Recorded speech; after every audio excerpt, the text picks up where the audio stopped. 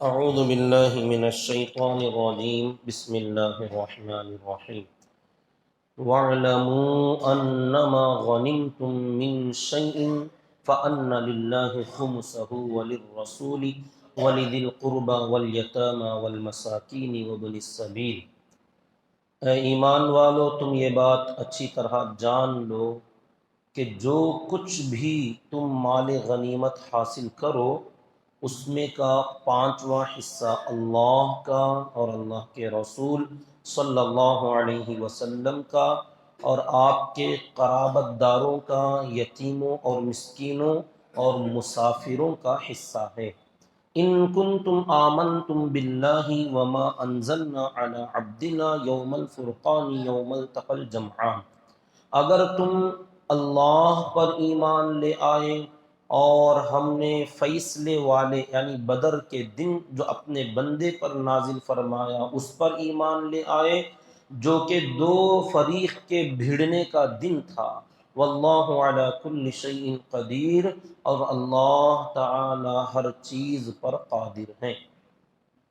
محترم بزرگ عزیز دوستو، یہ ایک چھوٹی سی آیت ہے، لیکن اس کے اندر اللہ تعالیٰ نے ایک بہت بڑا مسئلہ بیان فرمایا جسے آج امت مسلمہ کے بہت سارے لوگ معمولی سمجھتے ہیں۔ مال کا مسئلہ، مال کے بارے میں بہت سارے دیندار لوگوں کا بہت ہی زیادہ غفلت کا، کوتاہی کا، سستی کا معاملہ دیکھنے میں ہم نے آیا ہے۔ ہمارے سمجھتے ہیں کہ نماز، روزہ، تلاوت، ذکر وغیرہ ہماری عبادتیں ایسی ہیں کہ یہ چل جائے گا، حالانکہ اللہ اور اللہ کے نبی صلی اللہ علیہ وسلم نے تمام عبادتوں کا دار و مدار اس پر رکھا ہے کہ اگر تمہاری کمائی اور جو رزق تم کھا رہے ہو، جو پہن رہے ہو، جو استعمال کر رہے ہو، اگر وہ حلال ہیں تو تمہاری عبادتیں تمہارے سروں کے اوپر، آسمانوں کے اوپر، عرش کے اوپر اٹھائی جائیں گی، اللہ کے دربار تک پہنچیں گی۔ اور اگر تمہاری کمائی اور جو رزق تم استعمال کر رہے ہو یہ اگر غلط رہا، اگر یہ حرام طریقے کا رہا، تو عرش الہی تو دور، آسمان تو دور، تمہارے سروں کے اوپر بھی تمہاری عبادتیں نہیں جائیں گی۔ تو عبادتیں قبول ہونا یا نہیں ہونا انسان کے مال پر موقوف ہے۔ تو کتنی بڑی چیز ہے مال، لوگوں نے اس میں بہت زیادہ غفلت، کوتاہی، سستی کہ جو ملا سمجھا اللہ کی نعمت ہے۔ ہر چیز اللہ کی نعمت نہیں ہوتی۔ کسی نے کچھ ہم نے سوال کر دیا یا اشراف نفس کر دیا، یہ اشراف نفس تو بہت باریک چیز ہے، لوگوں نے اس کو سمجھا ہی نہیں۔ بعض لوگ اس کو کہتے ہیں اللہ نے مدد کر دیا، اللہ نے بھیج دیا، یہ اللہ کی مدد نہیں ہوتی، یہ حرام مال ہوتا ہے۔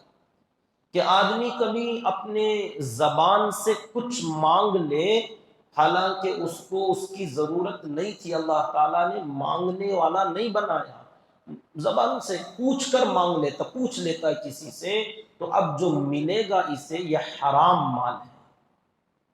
اور اسی طریقے سے زبان سے تو نہیں مانگا مگر حال اپنا ایسا بنایا کہ سامنے والا خود بخود اس کو سمجھ گیا کہ اس بندے کو ضرورت ہے، مجھے دینا چاہیے۔ اب یہ اس کے دل کا سوال تھا کہ اس طریقے سے اپنے آپ کو پیش کرنا سامنے والے کے کہ وہ مجبور ہو کر مجھے دینے لگ جائے۔ اب وہ جو دے گا یہ اللہ کی مدد نہیں، یہ تم نے بھیک لیا ہے، اور بغیر ضرورت کے بھیک مانگنا حرام ہے۔ بہت سارے لوگ دینداری کے نام پر بھیک مانگتے ہیں اور اس بھیک کو اللہ کی عطا سمجھا ہے، اللہ کی مدد سمجھا ہے۔ دیکھیے حضرات صحابہ اور اللہ کے نبی صلی اللہ علیہ وسلم غزوات میں جاتے، کفار اور مشرکین سے، دشمنان اسلام سے مڑ بھیڑ ہوتی، لڑائیاں ہوتی، تو اس کے بعد جو مال اس میں غنیمت کا مل جاتا، میں نے پہلے ہی بتایا تھا 2 قسم کا مال، بلکہ 3 قسم کا ہوتا ہے، ایک مال غنیمت اور ایک مال فے اور ایک مال نفل، انفال جسے کہتے ہیں۔ اصل مال غنیمت اور مال فے یہ اصل ہے۔ مال غنیمت اس مال کو کہتے ہیں جو دشمنوں سے لڑائی ختم ہونے کے بعد ان کا چھوڑ کر بھاگا ہوا مال، جو چھوڑ کر چلے جائیں، جو ان کے ساتھ ظلماً زبردستی ان کا مال لے لیا جائے، یہ مال غنیمت کا، یہ ظلم نہیں ہے بلکہ اللہ تعالیٰ کا وصول ایسا ہی ہے کہ اللہ تعالیٰ نے اپنے نافرمانوں اور اپنے دشمنوں کے بارے میں ان کے مال کی ملکیت اللہ تعالیٰ نے ختم کر دی کہ تم لوگوں نے ہماری نافرمانی کی، ہمارے دین کے ساتھ دشمنی کا معاملہ کیا، تو اب نہ تمہاری جانوں کا کوئی احترام، نہ تمہاری مالوں کا کوئی احترام۔ تو وہ مال ایک دم پاک اور صاف ہو کر اللہ تعالیٰ نے ایمان والوں کے حوالے کر دیا، جسے مال غنیمت کہتے ہیں۔ جو دشمنوں کے ساتھ، ہم یہ نہیں کہتے کافروں کے ساتھ، اس کو سمجھنے کی ضرورت ہے، عام غیر مسلم ان کا مال لینا حرام ہے، ان کے مال کو ہاتھ لگانا جائز نہیں ہے کسی بھی طریقے سے، کہ کافر ہے، غیر مسلم ہے تو مال لے لیا جائے، ان کا مال کھا لیا جائے، دھوکہ دے دیا جائے، بالکل نہیں۔ جیسے ایمان والوں کے ساتھ دھوکہ دہی حرام، ایسے ہی غیر مسلموں کے ساتھ بھی دھوکہ دینا حرام ہے۔ جیسے اپنے ایمان والوں کا مال ظلماً لینا حرام، ایسے ہی غیر مسلموں کا بھی مال ظلماً لینا حرام ہے۔ جیسے سود اپنے ایمان والوں سے لینا حرام، ایسے ہی غیر مسلموں سے بھی سود لینا حرام۔ رشوت بھی جیسے مسلمانوں سے لینا حرام ہے، ایسے ہی غیر مسلموں سے بھی رشوت لینا حرام ہے۔ یہ نہیں کہ چلو وہ غیر ہے تو لے لیں گے یا اپنا ہے تو چھوڑ دیں گے، سب کے لیے شریعت کے مسائل برابر ہیں کہ ایمان والا، اسلام پر چلنے والا سب کے ساتھ ایک جیسا معاملہ کرے گا، کیونکہ تم قوم نہیں ہو، تم امت ہو، تم امت ہو۔ قوم جو ہوتے تھے پہلے کی قوموں میں اور امت میں کیا فرق ہے جانتے؟ پہلے کی جو قومیں ہوتی تھیں وہ اپنی اپنی قوم تک اپنے معاملات رکھتے تھے، اپنی طرفداری اپنے قوم کے لیے، چاہے وہ حق ہو چاہے وہ ناحق ہو، انصاف اپنی قوم کے لیے اور طرفداری اپنی قوم کے لیے۔ کوئی لڑنے آئے تو ہم ساتھ دیں گے اپنی قوم کا، یہ قومیت ہوتی ہے۔ لیکن اللہ تعالیٰ نے فرمایا تم قوم نہیں ہو، یہ امت ہے، امت۔ اور امت کے اندر کیا ہوتا ہے کہ اپنی مسلم قوم یا دوسری برادری کا کوئی فرق نہیں ہوگا کہ یہاں حق اور ناحق، صحیح اور غلط، انصاف اور باطل، اس کو دیکھا جائے گا کہ جدھر انصاف ہوگا ہم ادھر کی بات کریں گے، چاہے وہ غیر مسلم ہی کیوں نہ ہو، وہ حق پر ہے تو ہم ثبوت اس کو دیں گے، ہم گواہی اس کی دیں گے اور طرفداری اس کی کریں گے۔ سامنے والا اپنا ایمان والا آدمی ناحق پر ہے تو ہم کہیں گے کہ بھی تم ناحق ہو، تمہاری غلطی ہے۔ اب وہ کہے گا کیا جی مسلمان ہو تو بھی تمہیں، ہاں مسلمان ہیں اسی لیے تو ہم انصاف کی بات کریں گے۔ یہ امت اور قوم کا یہی اصل فرق ہے، آج لوگوں نے اس کو بھلا دیا، اسی وجہ سے آج ہم پر یہ عذاب آ رہے ہیں کہ بھئی یہ امت جو ہے، امت پوری دنیا میں جتنے انسان ہیں سب کو امت بولتے ہیں۔ امت میں مسلمان بھی آئے، غیر مسلم بھی آئے، یہودی بھی امت ہے، عیسائی بھی امت ہے، مجوسی بھی امت ہیں، دشمنان اسلام بھی امت ہے، اور اول صف کے جو دیندار ہیں وہ بھی امت ہے، سب امت ہے۔ تو پھر امت کا فرق کیا ہے؟ امت میں دو طبقے ہیں، ایک امت اجابت اور ایک امت دعوت۔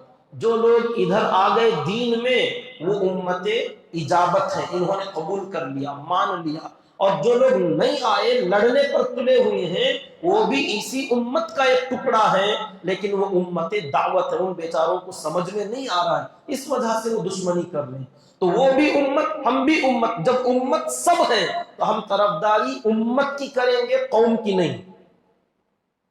یہ بات اگر سمجھ میں آ جاتی تو آج کے بہت سارے جھگڑے ختم ہو جاتے۔ آج امت مسلمہ کے بہت سارے لوگوں کو یہ بات سمجھ میں نہیں آئی، جہاں کہیں دیکھا کسی جگہ پر لڑائی ہو رہی ہے، راستے میں چلتے ہوئے ٹریفک میں کچھ ہنگامہ ہو گیا، اپنے ایمان والے جاتے ہیں تو فوراً پوچھتے کیا ہو رہا سن، اب کسی کی لڑائی ہو رہی، کون کون، ایک ہمارا ہے، غیر اچھا ہمارا ہے، تو فوراً ہمارا تمہارا ہو گیا۔ یہ تم کو کس نے سکھایا؟ پہلے مسئلہ سوچو اور مسئلہ معلوم کرو، کون ہے، اس کی ضرورت نہیں، کیا ہوا ہے، بات معلوم کرو، جھگڑا کس بات کا ہے، کہ کچھ گاڑیاں ٹکرا گئی، اچھا اس میں کس کی غلطی تھی، کس کی، کون صحیح ہے، اب اس کو پہلے معلوم کر لو کون ہے کیا ہے، بعد میں مسلمان کون غیر مسلم کون ہمیں اس کا لینا دینا نہیں ہے، کیونکہ یہ دونوں ہماری امت کے افراد ہیں۔ صحیح جو ہوگا ہمارا دل صحیح کی طرف جائے گا، چاہے وہ غیر ہی کیوں نہ ہو، ہم سپورٹ صحیح والے کی کریں گے، انصاف پر جو ہوگا اس کو سپورٹ دیں گے، گواہی ہم اس کی دیں گے، اور ہم اپنا بھائی ہی کیوں نہ ہو اگر وہ ظلم پر ہے، وہ ناحق پر ہے، وہ غلطی پر ہے، ہم اس کا ساتھ دینے لگ گئے تو تم قوم ہونے کا ثبوت دے رہے، امت ہونے کا نہیں۔ میرے بھائیو، اللہ تعالیٰ نے اس امت کو امت بنایا ہے، امت پناہ اپناؤ، قومیت پر نہ آؤ کہ زبان دیکھا طرفداری کر دیا، رشتہ داری دیکھا طرفداری کر دیا، اور مذہب دیکھا طرفداری کر دیا، ایسا کبھی نہیں ہونا چاہیے۔ اسی لیے اللہ کے عذاب آتے ہیں کہ ہم نے تم کو امت بنایا اور تم نے پہلی قوموں کی چال چلنا شروع کیا، اپنی قوم اپنی قوم، یہ تمہیں قوم نہیں بنایا گیا۔ تو میرے حال بات بہت طویل ہے، اللہ تعالیٰ نے یہاں جب دو امت کے دو ٹکڑوں کو لڑاتے ہیں، جب دشمنی پر آئے یہ لوگ، تو یہ امت دعوت اور یہ امت اجابت، ان دونوں میں ٹکراؤ ہوا، تو یہ جو امت ہے جو نافرمانی پر تلی ہوئی، دشمنی پر تلی ہوئی ہے، اللہ تعالیٰ ان کی جانوں اور ان کے مالوں کو امت اجابت کے لیے حلال فرما دیتے ہیں، کہ اب مقابلہ ہو، لڑائی ہو، جو فتنہ خور ہیں ایسے لوگوں کے ساتھ جن کی تفصیل کل آئی تھی، جب مقابلہ ہوگا اگر وہ دشمن ہار جاتے، کبھی بھی چاہے وہ ملکوں کی لڑائیاں ہوں یا بادشاہوں کی لڑائیاں، جب بھی جو لڑتے ہیں اور اس میں جو فوج ہار جاتی ہے تو وہ اپنی سب چیزیں چھوڑ چھاڑ کے بھاگتے ہیں، اپنے مویشی، جانور، کپڑے، ہتھیار، بیوی، بچے سب چھوڑ کے چلے جاتے ہیں، تو یہ جو بچا ہوا میدان کا مال ہے یہی مال غنیمت۔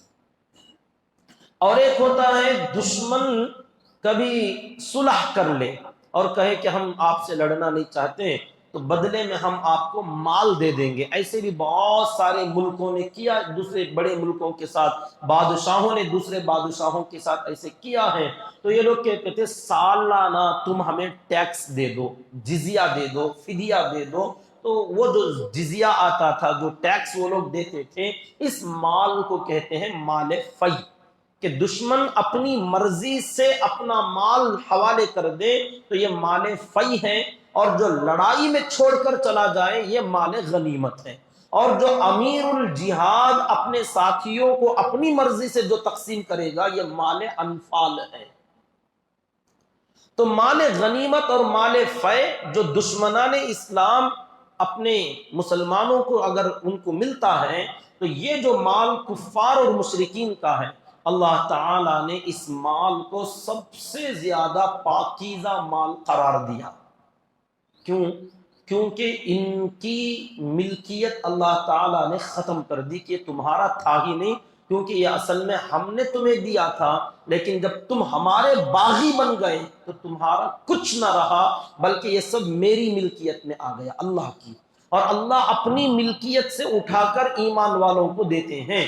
تو اللہ کی ملکیت میں سے جو مال بندوں کے پاس آئے گا یہ سب سے اطیب المال، سب سے پاکیزہ مال کہلاتا ہے۔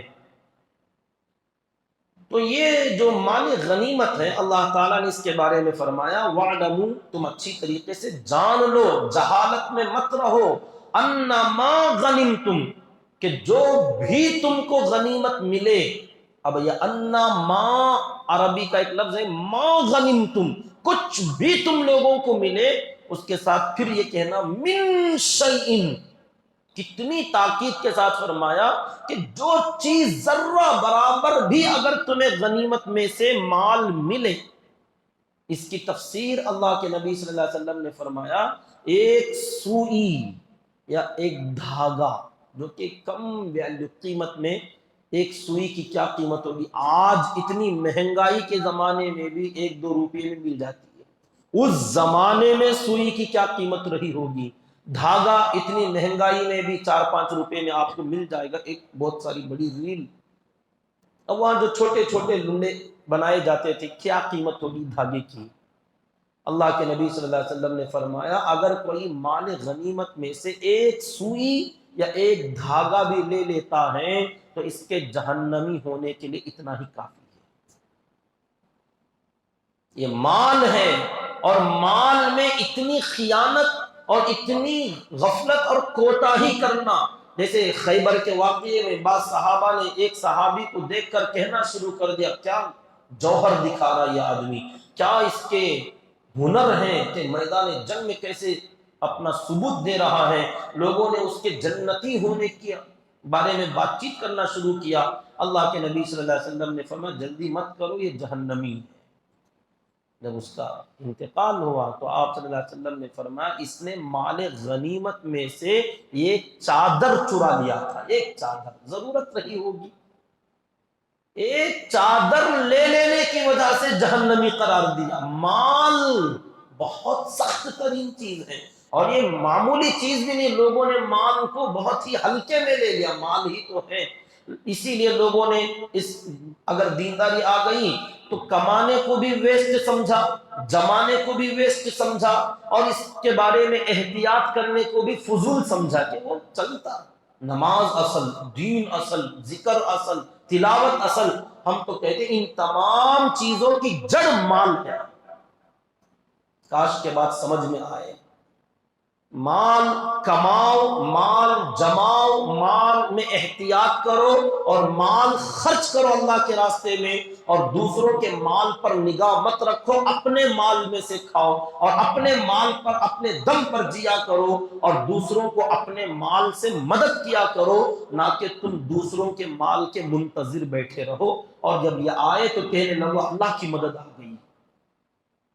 یہ حماقت ہے، یہ دھوکہ ہو رہا تم کو دنیا سے، اس دھوکے میں مت پڑو۔ اللہ تعالیٰ نے خود قرآن میں فرمایا قیاما للناس، مال لوگوں کے باقی رہنے کا سبب ہے، مال تمہارے کھڑے رہنے کا سبب ہے۔ مال ہے تو تم سینہ تان کر چلو گے، اگر نہیں ہے تو ہوا نکل جائے گی۔ سب کے سامنے تم غلام بن کر نظر آؤ گے، عاجز بن کر نظر آؤ گے، جی حضوری کرو گے، جو بھی کچھ بولے گا تم مانتے چلے جاؤ گے، ٹھیک ہے بندے اوکے کر لیں گے۔ اتنی عاجزی کیوں؟ کیونکہ تمہارے پاس اصل پاور نہیں ہے۔ مال اللہ تعالیٰ نے جمع کرنے کا حکم دیا، لوگوں کو سمجھ میں نہیں آیا۔ لوگوں نے اس کو جب بہت زیادہ دین سے ہٹ کر جا رہے تھے تو سمجھانے کے لیے کہنا شروع کیا مال کے پیچھے مت جاؤ، دنیا کے پیچھے مت جاؤ۔ لیکن جب تھوڑی بہت سمجھ میں بات آ گئی ہے تو اب سمجھو مال جمع کرو، مال حاصل کرو، مال اکٹھا کرو۔ اللہ کا حکم ہے، کہاں؟ آتوا الزکاۃ، آتوا الزکاۃ، مال جمع کرنے کا حکم ہے۔ کیسے؟ کہ زکات دو، زکات دو۔ تو زکات دینے کا جو حکم اللہ نے دیا، اس ایک حکم میں کتنے حکم ہیں جانتے ہو؟ مال کما کرو، مال کمایا کرو، اور مال جمع کیا کرو، اور جب مال جمنے کے بعد 1 سال اس پر گزر جائے تو اس کی زکات دیا کرو۔ تو مال کمایا ہی نہیں، اور کمایا ہوا جمایا ہی نہیں، تو زکات کیا خاک دو گے؟ زکات کب دیتے ہیں؟ زکات کی شرط کیا ہے؟ کہ کسی آدمی کے پاس 7.5 تولہ سونا، کتنی قیمت؟ 200-500 روپے کی ہے 7.5 تولہ سونا، لاکھوں کا مال، لاکھوں کی ویلیو رکھنے والی قیمت کا مال۔ اتنا مال تمہارے پاس آئے اور اس کے اندر تمہارے سال بھر کے خرچ ہوتے ہوتے 1 سال گزرنے کے بعد بھی 7.5 تولہ مال بچ کر رہے تو جمع کرو۔ اب جب بچ گیا تو اللہ نے فرمایا اس کے اندر 40واں حصہ زکات میں نکالو۔ تو زکات دو. کتنی جگہ اللہ نے قرآن میں فرمایا اقیموا الصلاۃ آتوا الزکاۃ. لوگوں کو اقیموا الصلاۃ تو سمجھ میں آیا نماز پڑھو، لیکن زکات دو سمجھ میں نہیں آیا کہ ارے نماز کے بعد کچھ کماؤ بھی، کچھ جماؤ بھی، کچھ اپنی پاور اور اپنی طاقت کو استعمال کرو، جمع کرو، اکٹھا کرو، اور اس میں سے اپنے جو غریب مسکین محتاج بیچارے کام کرتے ہیں ان کو مال آتا نہیں ہے، تم اپنے جمائے ہوئے مال میں سے سال میں ایک مرتبہ زکات دے دو، تو پھر یہ جو بچ گیا نا وہ اوریجنل اصلی مال پاکیزہ مال ہے، اور جمع کے رکھو. زکات دینے میں اللہ تعالیٰ نے مال کے جمع کرنے کا آٹومیٹک حکم دیا. اگر مال جمع ہی نہیں کرنا تھا تو زکات کب آتی؟ سال گزرنے کے بعد زکات آتی. اور جو آیا اس پر خرچ ہو گیا تو خرچ ہونے پر آپ کے انکم پر زکات نہیں ہے، آپ کے انکم پر زکات نہیں، جو آ رہا ہے اس پر زکات نہیں، بلکہ آپ کی سیونگ پر زکات ہے.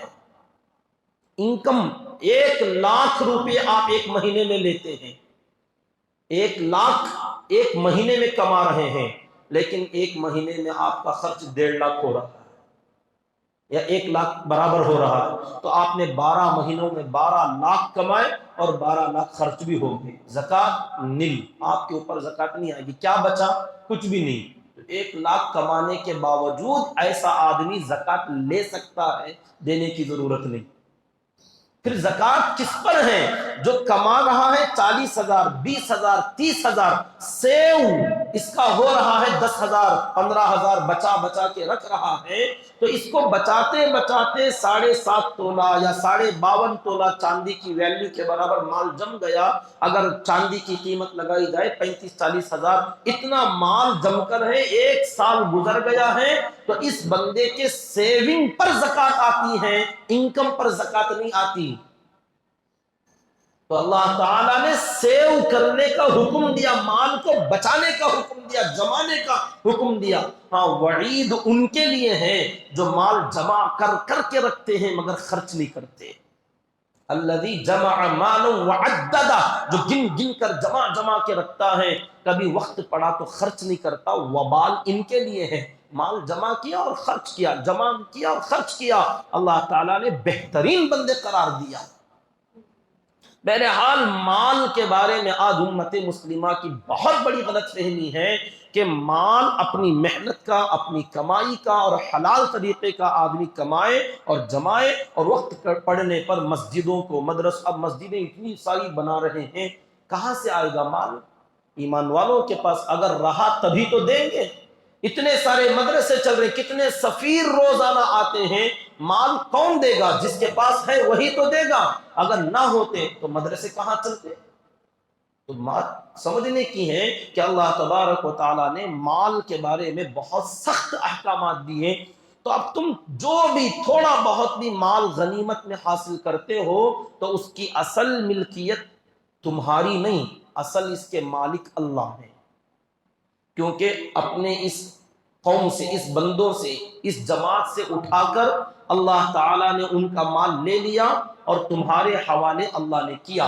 تو دینے والے اللہ ہیں. تو غازی مجاہد جو اس میدان میں ہیں، تمہارا کوئی کمال نہیں ہے، یہ کمال اصل ہمارا ہے کہ یہ پورا مال ہم نے تمہارے حوالے کیا.